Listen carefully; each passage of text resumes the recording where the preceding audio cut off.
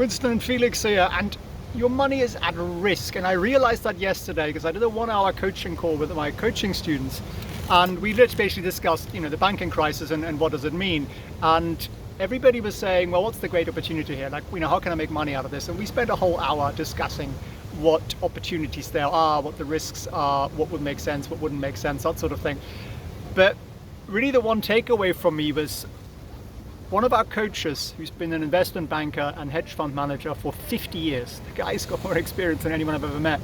And he said, I remember walking into my office in 2008, last financial crisis, and he got in a little early, and Citibank had just collapsed from $400 a share to $100 a share, down 75%.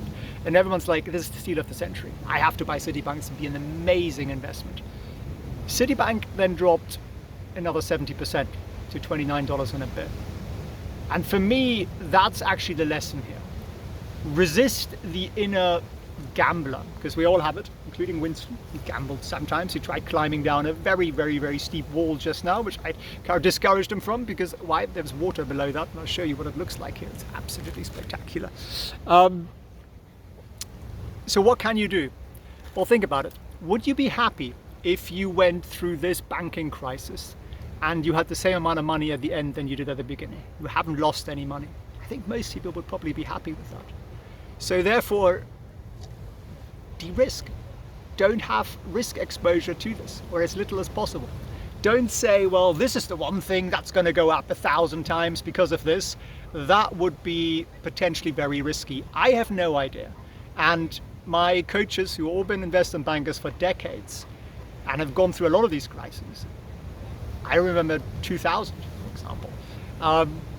We have no idea whether the market is going to do a rally and bounce and be like, brilliant, it's all over, it's been dealt with, or whether the market's going to go, well, there's loads of hidden stuff here.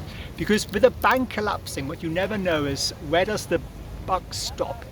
Who's got exposure to this? What other financial institution or bank has insured some of the financial instruments on SVB's books, or anything of that sort? We never really know how it works until something breaks. So something is broken, there is risk out there, hard to quantify it. So don't be a gambler, that's what I'd say. Let me show you the beautiful view here. Winston, what do you think? Where are we? What do you think?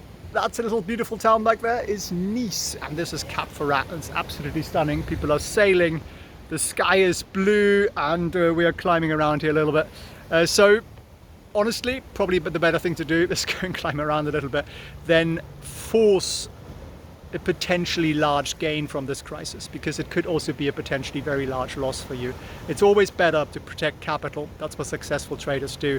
If you want to join me for those Saturday calls, I do them every Saturday. We do about 6 or 7 group calls a week with our investment bankers.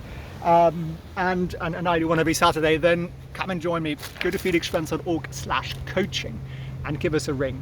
Now, it tells you there that you need a 5-figure portfolio, so $10,000 plus. If you're not quite there yet, still give us a call. We'll still give you some options. We'll walk you through stuff, and you'll definitely walk away smarter with more tools at your hands, because we want to make everybody smarter here. Our whole mission, Winston's particularly, is to create the world's largest financial education platform, and we want to make everybody well informed so that you're not gambling with your money anymore, and that you can live the life that Winston lives, financial freedom and all that. Hey, so thanks for watching. If you enjoy this video, share it with somebody.